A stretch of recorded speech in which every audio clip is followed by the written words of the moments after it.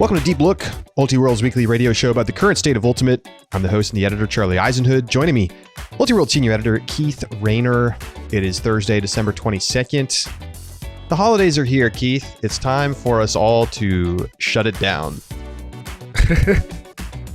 Yeah, take a little break. Go hibernate. Although you're really It's hibernation. You're spending time with your family. Like that's your and this is the most reflective time of year, is it not? Like you're looking back on the year that you had, and people are making New Year's resolutions. It's not really my thing. It's not my vibe, but I know people are doing it out there. I am thinking forwardly about, okay, what do I want to try and accomplish in the short term? So like in the near future. So it's a time when you're looking backwards at what you have done and what you need to change, and then looking forward and like, okay, how can I accomplish these things that I want to do? So it's a very like introspective time, I should say, more than reflective. You're totally right. And we're going to do a little bit of reflection today on the year that was. We're going to do a little year in review about the Ultimate Frisbee 2022. Before we get to that, though, we do have a little bit of news. It's kind of rare at this time of year, although it feels like there's a little more news than usual for this time. First and foremost, and I almost forgot to bring this up, Keith. We didn't talk about it in our production meeting. D1 College Nationals will be in Cincinnati. D3 College Nationals will be in Columbus. So the double Ohio. This basically, I've heard rumors about Ohio and Cincinnati for quite a while now, many weeks. So no surprise. It'll be the first time back since 2017.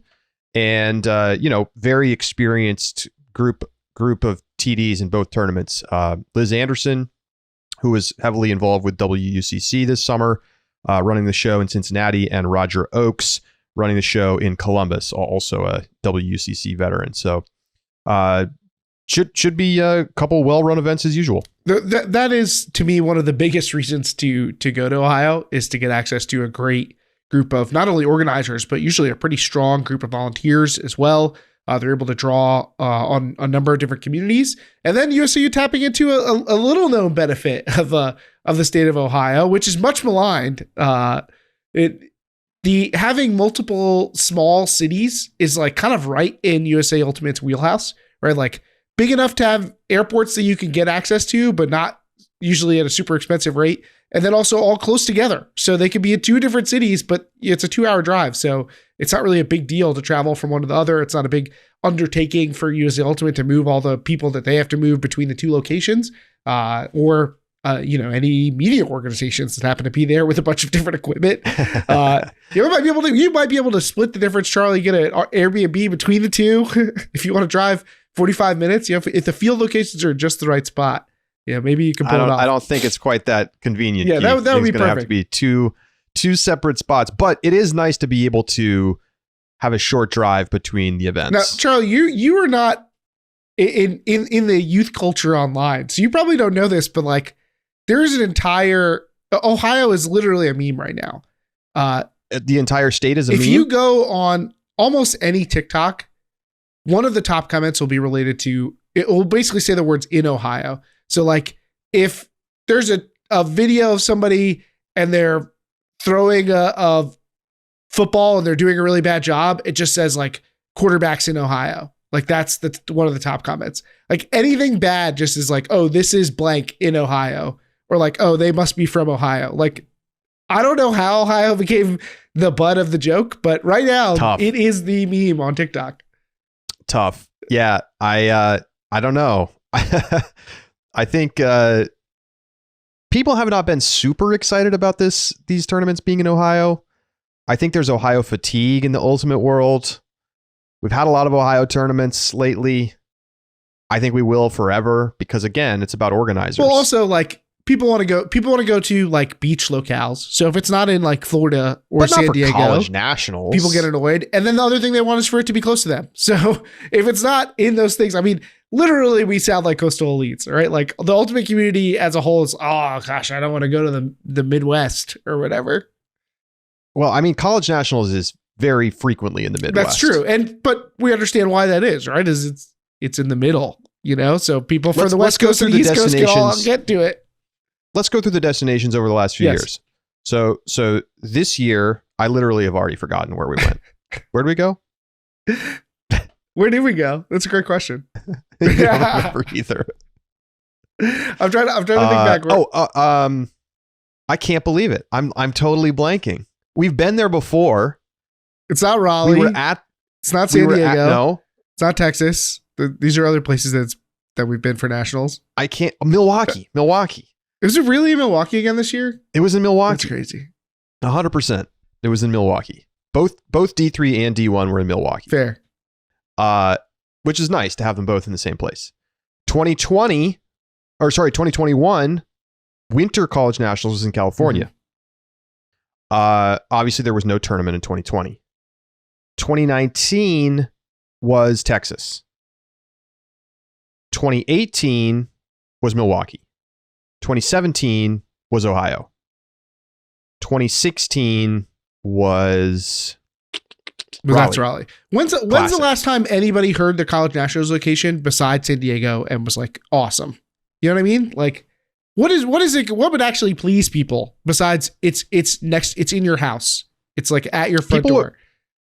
People, I think, were pretty okay with North Carolina. Although there was like the bathroom bill stuff. Yes, in 2016, people were pretty unhappy, and it was incredibly hot.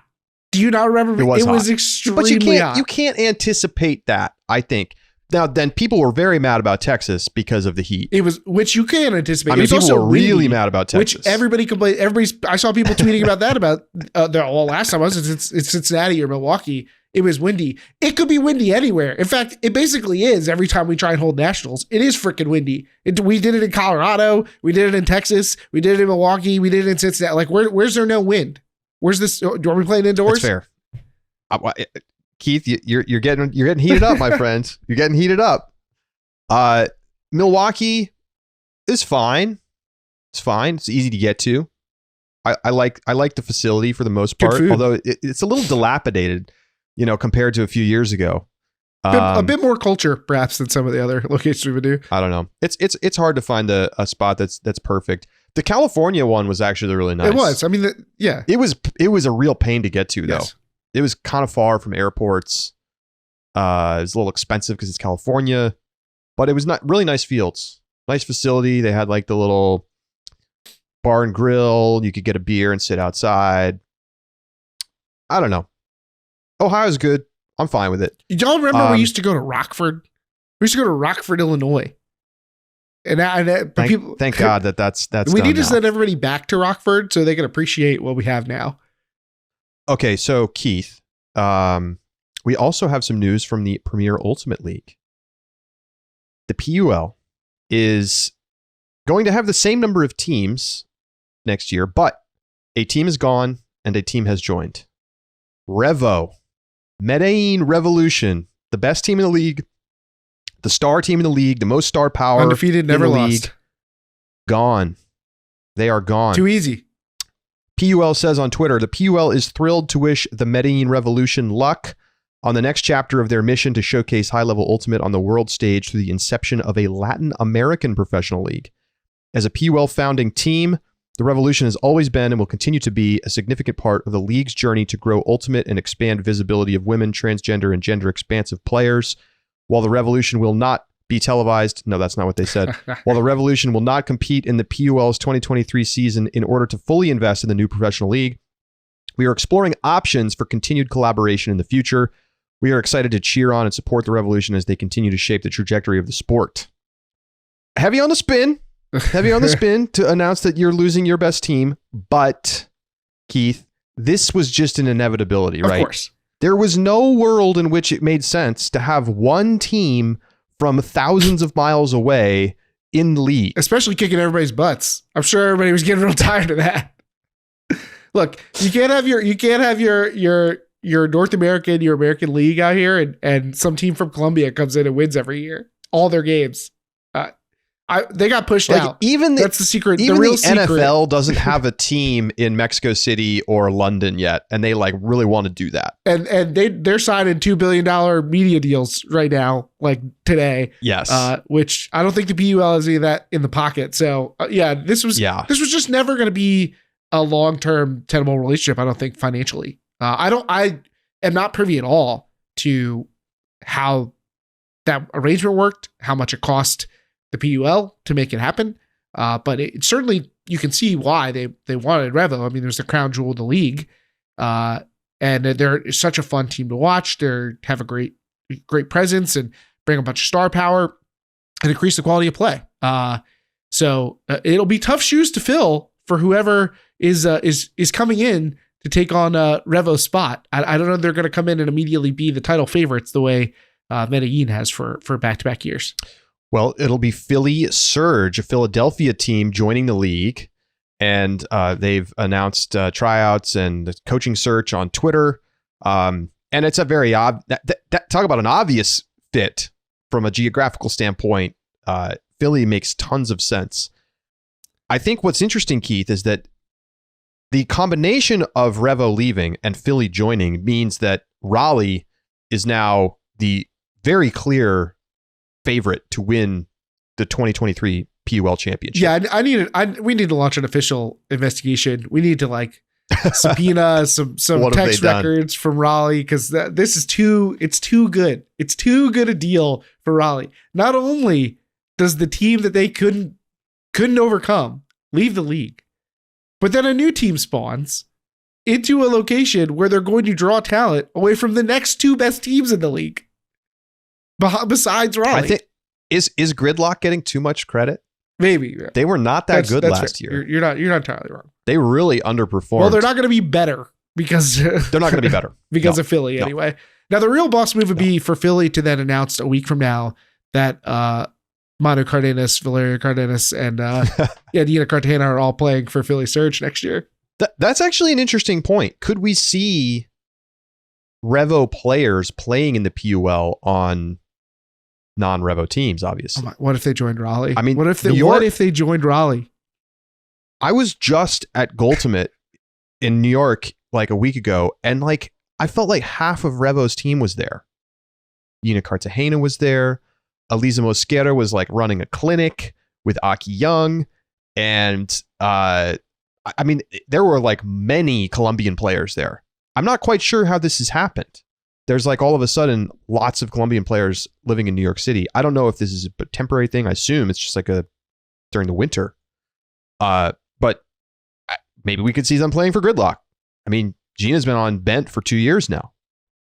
Long-term plan here is bring them in as U.S. citizens so that they can play for the U.S. World Games team, and then we'll just erase the Colombian threat too. That's messed up. Okay. No, but seriously, also, don't forget that Vale and Manu just played with Denver, and Denver has a team in WL all of a sudden. So I don't know how much Molly Brown engagement you're going to see with that team, but such a thing exists. So who knows where these players will land? But they could be coveted free agents. And you're right that we've seen a lot of these players from Revo playing in the U.S., whether it's Laura Ospina or Jimena Montaña. It's not just Manu Avale and Nina. There are a number of players who have been bouncing around. Manji Ferrero played in the Club Series last year. So they could certainly appear on PUL rosters. And for the sake of fairness, I hope that they're not on Raleigh. It would be nice to have a championship that felt contested for a year in the PUL. We're going to look back at some of our picks this year, and there's some interesting ones around the PUL, and they involve Medellin and other teams, but that'll be the last of that. So, interesting note, of course, in this post from PUL is that the Revolution are looking to start a Latin American professional league. There have been no further details about that, and unfortunately, as of this moment, I still haven't had a chance to connect with Revo leadership. Just been some missed calls situation, but more to come on that, and we'll certainly talk about it on the show when we have more details. Colombia had hosted some pro events, but they were more like tournaments. Actually kind of cool. They had a draft and stuff. I thought that was actually pretty fun. The CUP, but I don't know if that has something connection to what they're trying to form or not. But clearly there have been efforts swelling up in Colombian Ultimate to try and emulate what the U.S. scene is doing as far as semi-professionalizing the sport. We're going to take a break. When we come back, it's time to look back at the 2022 that was. Don't go anywhere.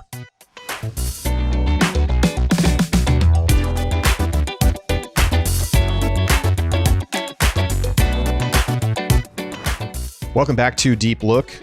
It's time for our 2022 year in review. So, Keith, we can talk about the results and some of the big news and storylines of the year. I think it will also be lots of fun to take a look at our predictions from this year, some of our hottest takes and our picks, and see how we did. Yep, we've made a tradition out of the Bold Prediction Show, which you should expect to come in the new year, which is only a few weeks away. Maybe we'll have Lindsay Sue back on to run some bold predictions back for us. But there's some hits in there. But it's been quite a year. I mean, we were really jam packed, particularly with the World Flying Disc Federation tournaments coming back, but a huge international calendar that really stuffed things in. You have 3 semi-pro seasons happening. So there was a lot going on this year. And I don't know, obviously the international part won't necessarily be the norm, but we're just going to have to get used to it being such a packed ultimate schedule, I think. Well, let's start with the most recent tournament, the Club National Championships.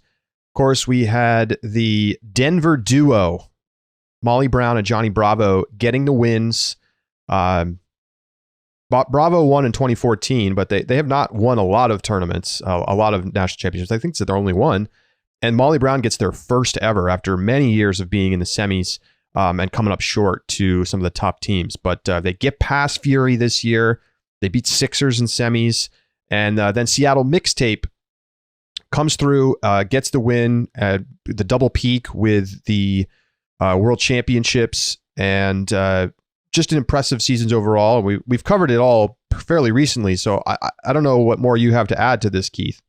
Well, don't forget the part where Bravo is coming out of the 8th seed as a shock champion. I mean, they were probably just past the line that we would have said would have had a real shot at it. They didn't even get a great start to the tournament. I mean, they bounced back from taking L's, including to the team that they beat in the final. So really a remarkable story for Bravo, and for it to happen at the same time that Molly Brown finally breaks through and earns a title and did so in dramatic fashion. I think a great year for Denver. As I was looking back at our stuff from the year, you remember we did one episode we did our rankings of cities in as ultimate communities, like as ultimate hubs, and we had Denver at 5. Wonder how high they would appear on the list now, behind Seattle, San Francisco, Raleigh, and I'm not sure what the other. Maybe New York was the other city, but I'm curious where Denver might line up. But certainly doing well, and of course Mixtape gets the world and national championships, and still can't win sectionals, but they get the Khalif triple peak with World Games. Molly Brown does the same with Claire Chastain. So really a lot packed into that club title. What's crazy is that we've got maybe more to come this college season, because it's quite obvious both of the University of Colorado Boulder teams have a chance to win a title this year. There's no question. I mean, the way that a lot of those players got experience playing for Molly and Bravo, just the talent level overall, the building of the programs to this point, and of course legacy. But there's a lot of reasons to believe that they've got a shot. And in fact, Keith, in our D1 staff picks during the 12 Days of College Ultimate, ongoing right now, I picked Colorado to win in a sweep. So I'm all in on Colorado right now. I can understand. They were a pretty convincing outfit last year, and then the club season happened. It's enough to push you over the edge. You know, these are two programs we already knew were trending towards being title contenders, if not favorites. And you just got more evidence of what we saw in the club season. Of course, though, in the college season, as we go back to that, UNC gets the sweep. And they'll certainly have a chance to do the same thing again this year. And they're probably the odds-on favorite to do it again this year in each of the divisions. Don Colton is back. And, you've got so much depth on both of those teams. incredible run for them to win not only in December in 2021 and then back it up with wins in 2022, in some cases with pretty different rosters. Really remarkable. I mean, last year when we were doing this, it was all about the year of North Carolina, right? And the back-to-back titles from both the men's and women's D1 teams like that, that's unheard of. It feels like a throwback. Like this feels like something you would read back in like 1992 on the sheets. Remarkable to see it happen again. It felt like something we probably wouldn't see for a while. But I don't know if this feat will be duplicated. And if they win 3, I mean, I don't even know what we're talking about at that point. The University National Champions is a tremendous nickname for UNC. You love and that. Well earned. I mean, look, they're doing nothing but winning titles, winning chips. Like how mad can you be? And like you said, Don Colton back, Elle Young's back, Alex Barnett back. I mean, that team is, how many teams win a title and then return 3 players like that? Little known storyline that we'll probably talk more about in the college season, but player of the year back to back. Watch out. I don't think that's ever happened. No, I don't think it has. And it obviously doesn't happen with Callahan because usually you don't see somebody get nominated even multiple years in a row. Yeah, I don't expect that to happen again. But it certainly wouldn't happen for an actual award. So, of course, in the D3 side of the college world, Oklahoma Christian gets the win in the men's division. Middlebury, led by Claire Babbitt-Bryan, who will be back, gets to win in the women's division. Both teams have a chance to run it back, Keith. Yeah, and Middlebury will be big favorites. It's funny that I almost feel like they get overlooked for their dominance. They may be just as good as UNC's Pleiades is, compared to their division. It feels like there's no contest. Now, D3, the women's division, did provide some real shockers. I mean, that Wellesley with the insane comeback in semifinals. In some ways, that almost feels like the biggest story to me coming out of that tournament. But Middlebury just keeps on chugging, gets the back-to-back, and that there's every reason to believe that they are going to run it back again now. So let's take a look at some of the international stuff that happened this year. Of course, we had the World Games in Alabama. The United States gets the win over Australia in the final. Colombia takes home a bronze. And, it was a fascinating tournament from a number of reasons. We got to see every single meaningful game at the tournament on video, which is pretty incredible. And, just the level of play. I mean, I'm just so excited for the next World Games because the fact that it was in the U.S. meant that there were no weak links at the tournament. There was no bad team at the tournament. And I just feel like we could be looking at some of the most exciting Ultimate of all time in 2026 because you've got the Colombia window open and the U.S. obviously is going to be great every year. And Europe has been putting together great teams. It's exciting, Keith. It was a tremendous event. And you're right. Being able to watch every game and having it kind of run all day was also part of the fun. At least for somebody who gets to work from home, so I can have Ultimate on all day as well. And my job is Ultimate, so easy for me to say. But just having it felt like a big event. We just finished the World Cup in men's soccer, and I can see the parallels between how the World Games felt and how the World Cup felt. For the microcosm of Ultimate. And it was an exciting tournament.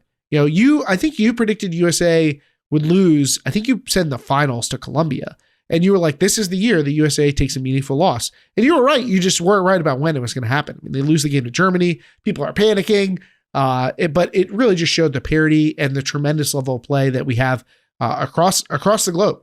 So I'm certainly looking forward to what the next World Games has to offer. I hadn't even thought about the part about being in the U.S. so your host team is really strong and it opens up a space for another strong team. Let's keep doing that somehow. I'm tired. Don't go to the country unless their host team's gonna be nice.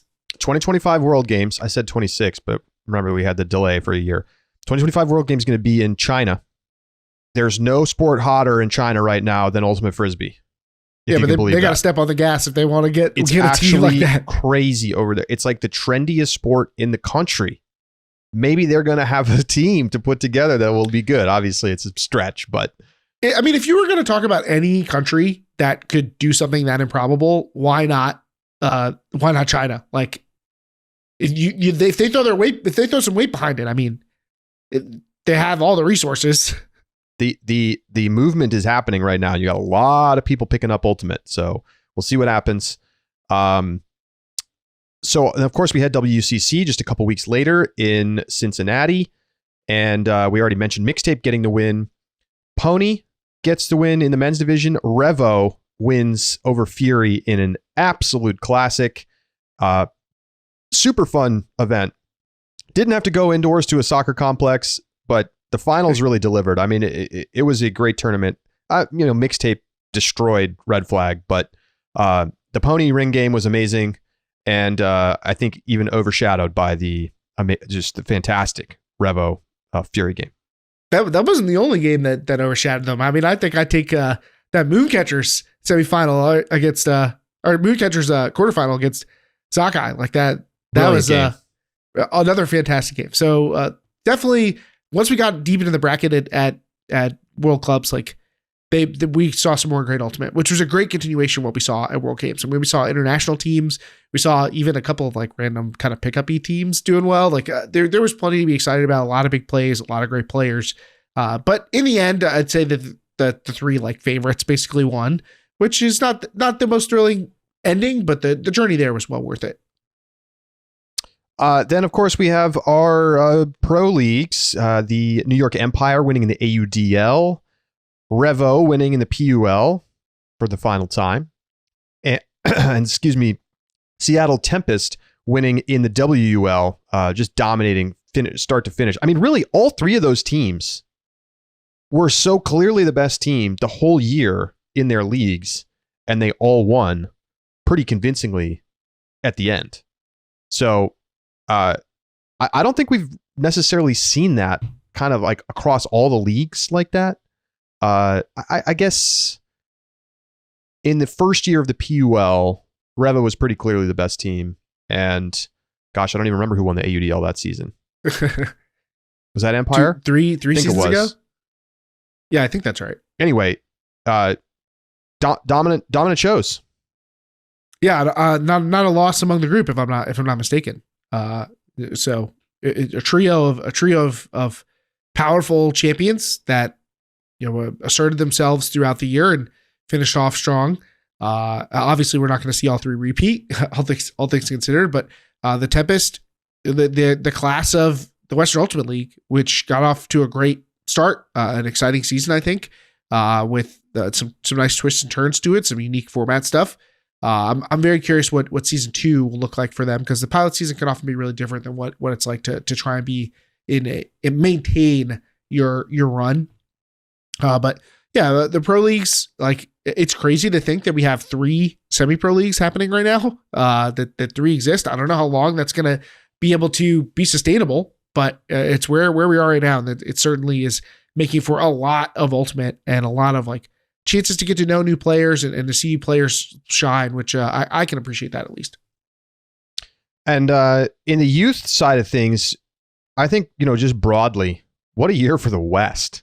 I mean, very impressive performances from West Coast teams across the board.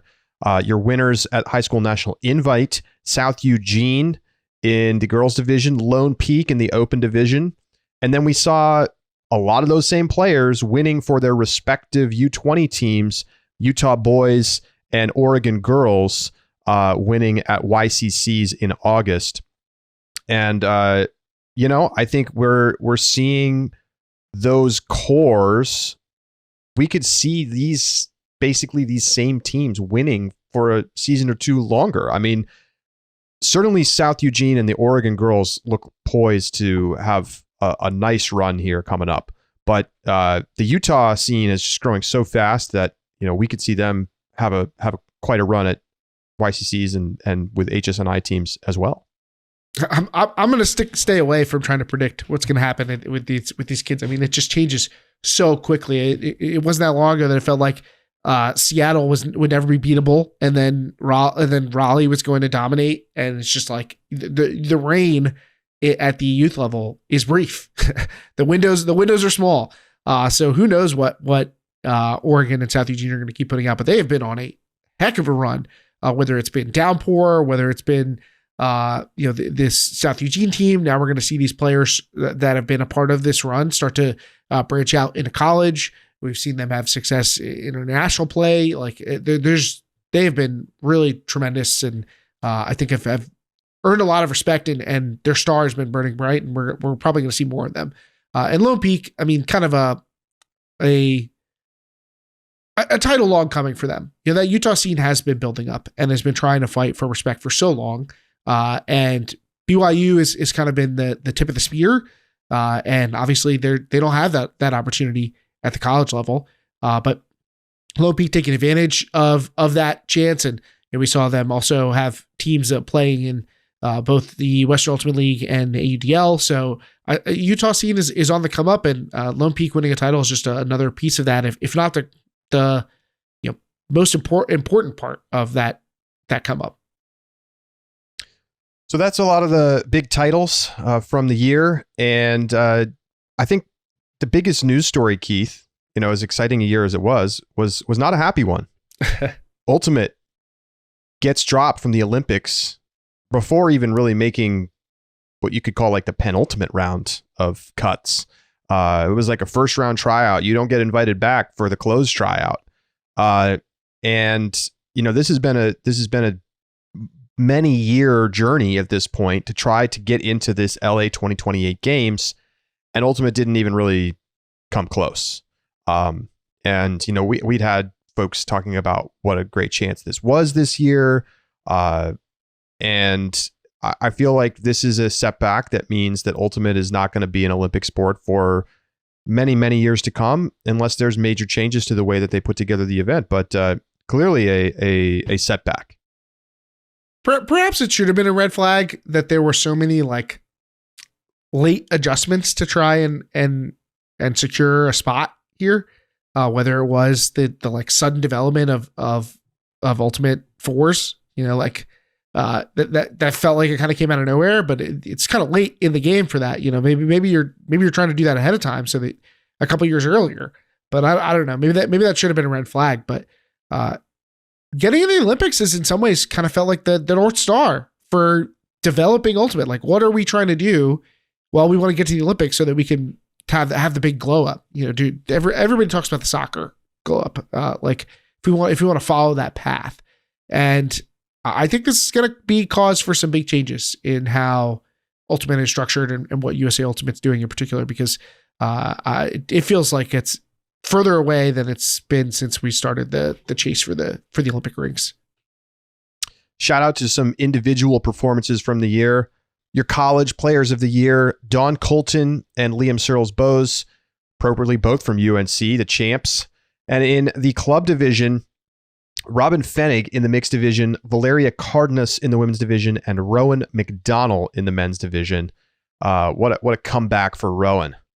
Yeah, but the biggest of the dark horses of that group, I would say. But I don't know that in the club division, I would have necessarily predicted any of those three players to be our winner. I wouldn't have said any of those are the preseason favorite. I do think that Don Colton was in a position to potentially be that favorite. But I was getting to that earlier. So I mentioned the returning podies.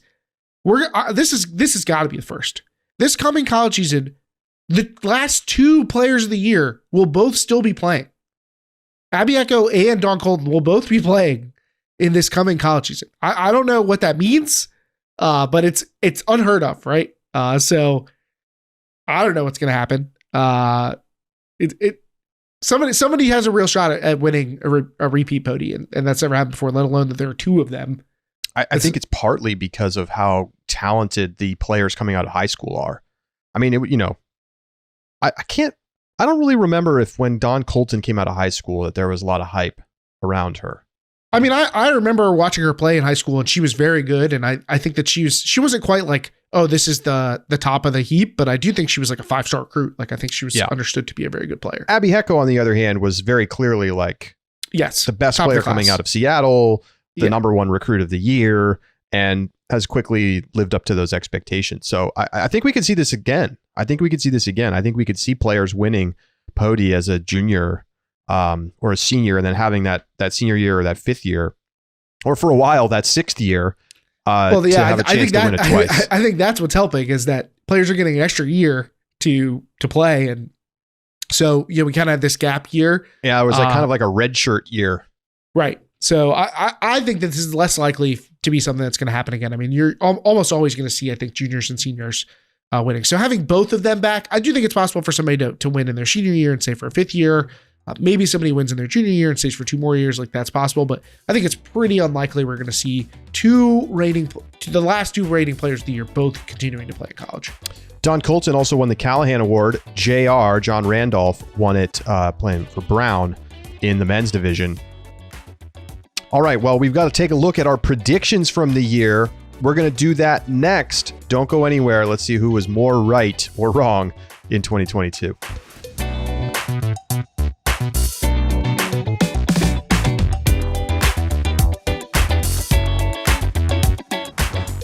Welcome back to Deep Look. It's time to take a look back at our predictions, our bold predictions for the year, and how we did.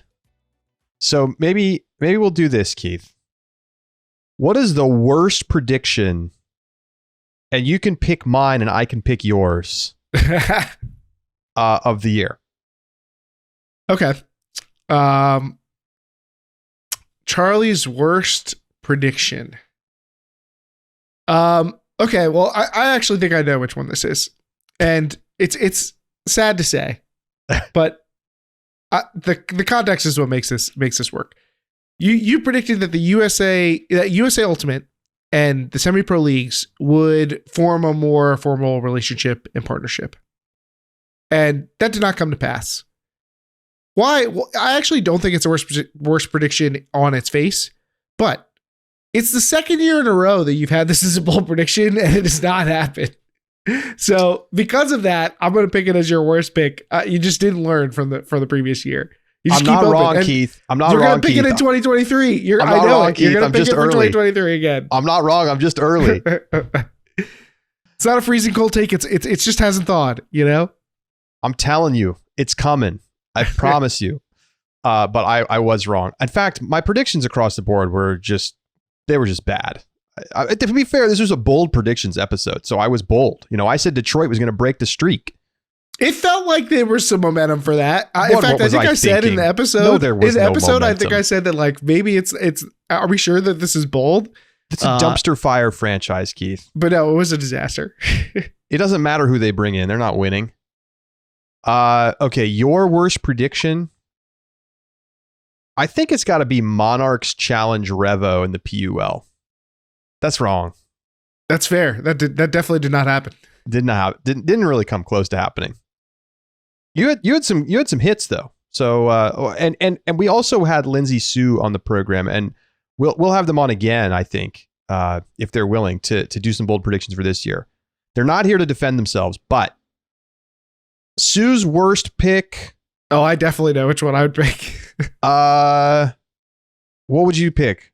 UGA making semis in both divisions. Like, come on, that women's team wasn't even close. Like, come on, not even near on that one. Big swing and a miss on that one, in my opinion. Yeah. Otherwise, Sue's were solid, not great, but solid. So how about some winners? Keith, I got to give you credit.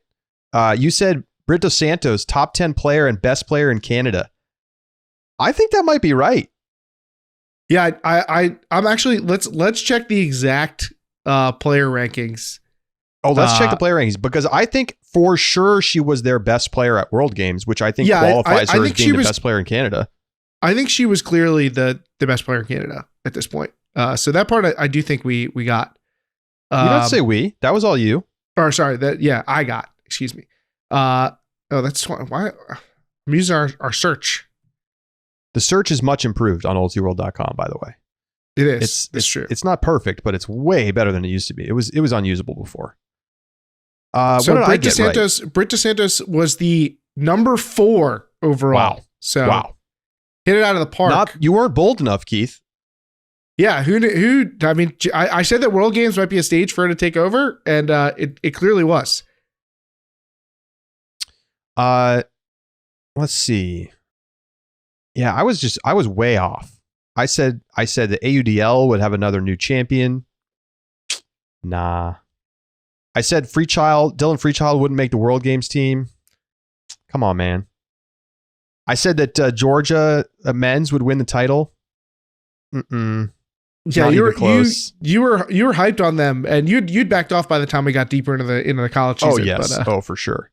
Yeah. I also said UNC Pleiades would be an all-time great team. You might have said the best. You might have said the best team of all time, like the best college women's team of all I time. just don't. They did not lose a game, right? No, they So did not. they're at least they're in the conversation. This was definitely my I least agree. bad take, but they were too close to losing to Colorado for me to say that they were all-time great. They needed to win that game by 5 or 6. I'm with you on that. So I don't know who the all-time great team is, though. Who is the all-time great team in college? They got to be up there. Yeah, I think that they are deserving of being like in the conversation. But I don't know whether you think about one of those Dartmouth teams or one of the old Stanford teams. Those are probably the directions I would go. But I mean, this team is there. I mean, so much of that talent is just like top level talent, like players who are big time players at the club level as well. So I see the case. The BDS call was actually, I think, the only one that I really got right. I also had sticking in the semi-pro. I had Boston Glory having a breakout year, making the postseason. They kind of stunk, actually. I was definitely disappointed, obviously, based on those expectations. But even with cooler expectations, I was not feeling great. I had DC Scandal in their return year missing nationals. That didn't happen. They actually are pretty good. I had Robin Fennig makes the World Games team. All I can do is shrug. Did we know when you made that prediction that Claire Trope was playing for Scandal last year or this year? I don't think we did. No, Because that's a huge bad beats are bad beats, but yeah. Hence the prediction. And then I had Ring and Phoenix both reaching the club final and losing. My little parlay in here, and that also didn't happen. Neither team even got that far. That's right. Sue said that extended eligibility will be weird. I got to give him that. Kind of. It didn't exactly like make College Ultimate. It didn't feel like on the field it had like some massive impact. It didn't feel like teams were being unnaturally inflated by having the extra players, which is kind of what I felt like that meant. But it was weird. I mean, we were at the point where like people thought they were going that there was confusion about if people could even play at nationals. Like it was definitely weird. She also said Radiance would beat Revo. Not quite.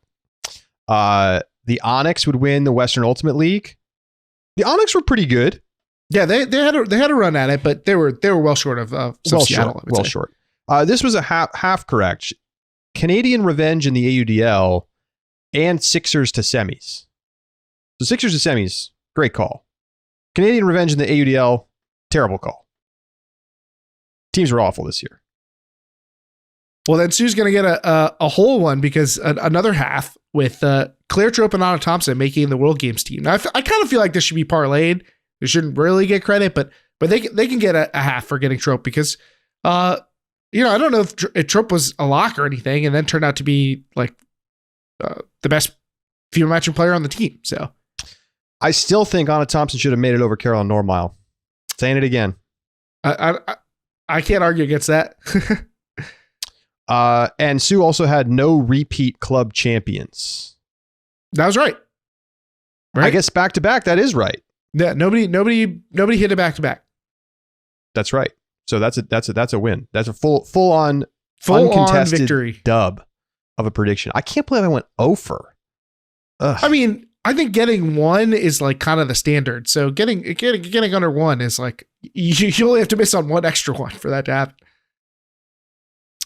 So I guess the question is, do you want to make one too early bold prediction before we do our main show on this in a few weeks? Oh my gosh. One too early bold prediction. I already gave mine. It's Colorado sweeps College. I mean, they're going to be like both top 2 ranked teams. I mean, is it that bold? I think calling a sweep for two teams that haven't won in a while. Colorado women's team has never won. Colorado men's team won with Mickle in 14. And then, way back in the 2000s. But I think that qualifies as bold as a parlay, Keith. Maybe. I'm not even sure I would say it's like you're not getting a big plus number on a parlay with the two of them. Oh, please. Think. Yes, you are. They're both going to be plus number compared to UNC. You get a plus number on UNC sweep. I think I favor the Mama Bird over Darkside. How can you say that? Didn't they play last year and UNC crushed them? Yeah, if only they were using last year's rosters and UNC wasn't losing the player of the year, I know, but the depth on that team is crazy. Look how many players they have in the U24 team. Colorado is picking up multiple U20 players. They have Danny Landisman and Calvin Stoughton back. Like they're coming off of a tremendous club season. Who has more U24 players? That is not the measurement. Because what do you mean that's not the measurement? That's a perfectly reasonable measurement. It's a measurement, but it's not the measurement. And it actually, it's 2 for Colorado and 3 for UNC, I think. Is that right? I'm going to U24? Yeah. No, UNC men have like 5. Oh yeah, because they had 9 total. That's right. Yeah. Okay. Yeah, that's still not convincing me. I'm sorry. Like Kevin Pignone. Are you sitting here and you're telling me that UNC is the underdog in a Colorado UNC final right now? Yes. Wow. I'm sticking by that. I'm sticking by that. Okay. I feel that that's totally wrong. And the people will decide by telling us in the comments on Discord my bold and at deeplook@ultiworld.com. No, you do not get that as a bold prediction. Okay. My actual bold prediction. Oh man, it's way too early. The Empire don't reach the final in the UDL. You got to call them to miss the playoffs. No, that's insane. Miss championship weekend? No, I don't even think they'll do that. I just don't think they'll make the final. I think that they're going to lose the fire. It's just not there. Breeze could get them. Yeah, they could. And they're not the only ones. I mean, there are other. The Union have been knocking on the door. They're ready to break through. Oh, I'm talking about championship weekend. Period. I think if you look big picture, then there's definitely teams that could beat them. I'm very skeptical that the Empire could not reach championship weekend. The Breeze were probably the second best team in the league last year. Yeah, and I guess they do play against them, along the path. So you're not wrong about that. Okay, so there you go. We got a couple predictions in the books and a look back at what has transpired this year. So we are going to be doing our bold predictions coming up soon, and we're going to, in our subscriber bonus segment, go out the back. We're going to talk about our picks from the year and how we did in our picks department, and get ready for 2023. Maybe some picks. Who'd you take for college champs, by the way? Last year? No, this year. Or no, in my picks this year? Yeah, coming up for 2023. Oh my God, it's already public. Yeah, I know this, but you're gonna get on my case about it. I'm pretty sure. based on the discussion that we just had, definitely you took UNC, didn't you? I had UNC in women's, but in men's, I had Colorado. So also okay. Evidence in my favor: 4 of staff picks picked Colorado, and 2 picked UNC. That is so our staff says Colorado's the favorite to win the title. That is not enough evidence for them to be the Vegas favorites. The experts are literally saying pick Colorado. Come on. The U20. Look how many players they have on the U24 team. Yeah. Okay. So you're telling me that Kevin Pignone, who made the U24 team, great, perfectly good player, but he's that much better than the 4th best guy on Colorado, in your opinion? Because he made the U24 team? I don't know how many guys tried out, but apparently. You're going off the wrong metric here. Now, you can't say that UNC's got Dylan Hawkins, and he did not make U24. So really, they have another guy who's that level, I just feel like the programmatic dominance. I mean, they were. I think a lot of people consider them the underdog going into the final this year against Brown. And they were like lol, destroyed them. So, I don't know, man. I think when these two teams play, who's the best player on the field if UNC plays Colorado right now? Gosh, Who do you think's the best player? Could be Danny Landisman. I'm gonna say could be Ben Stoughton. Dameron. Could be Calvin Stoughton. Dameron. Okay, who's the second best player? You know you want to say Danny Landisman. I do. Start making my case for me. Okay, well, what are we talking about then? Okay, they might have the two best players. It's possible. It's hard to say for sure because I think that UNC, I feels more difficult for me to assess them because the quality overall of the possession ultimate that they played last year was just remarkable. I think Dameron could be that guy. He could be the best player. Could be, but he's not expected to be right now. So that's the argument we're having. Is what we can agree on Vegas is that the UNC women are still going to be the favorite. Yes, agreed. I mean, we already talked about that. Dawn Colton coming back, Ellie Young's back, Alex Barnett back. They've got more U20 players and U20 tryouts on the roster. Like, come on. Yeah, Colorado looks good. Colorado is a great foil. I'm not saying they can't beat UNC, but you have to make UNC Pleiades the favorite. Got to. All right, well, that is going to do it. Thank you so much for tuning in. Next week, we've got a special roundtable show. We're going to be talking about officiating in Ultimate with a group of expert panelists and maybe try to get to the bottom. What's the best way to officiate Ultimate? I don't know if we'll answer that question, but maybe we'll try. So we hope you tune in for that, and then we'll be back with you first week of 2023. Can you believe it, Keith? 2023. This year went by so fast. I want my hoverboard, my flying cars. Like, come on, we are in the future. We already got the AI, Keith. It's here. Oh, we haven't even talked about this. We don't even need to make the show anymore. We can just say create a podcast episode in the style of Deep Look. Well, we didn't talk about this. We hit 400 episodes. So like, wow, there is more than enough data to feed an AI episodes of Deep Look and have it craft one. I would actually love to try to figure out how to do that. Well, I think your methodology would be first convert all of the episodes of Deep Look to text. Sure. Which you could also do via a program, I'm sure, via software, and then take the text and feed it into an AI. I think that. And then tell it to make a new episode. Yeah. What would be the theme of the episode? I know. What would it make the theme? Like picks? Probably some sort of picks related thing, because that's something that we do in so many episodes. It'd be like, all right, which players are going to get yellow cards? Yeah, it would be some sort of picks rules thing, and then maybe we'd complain about timeouts or something. All right, well, we'll see what happens. Some enterprising listener can help us get this done. All right, for Keith Rayner, I'm Charlie Eisnud saying so long and goodbye until 2023. We'll talk to you soon.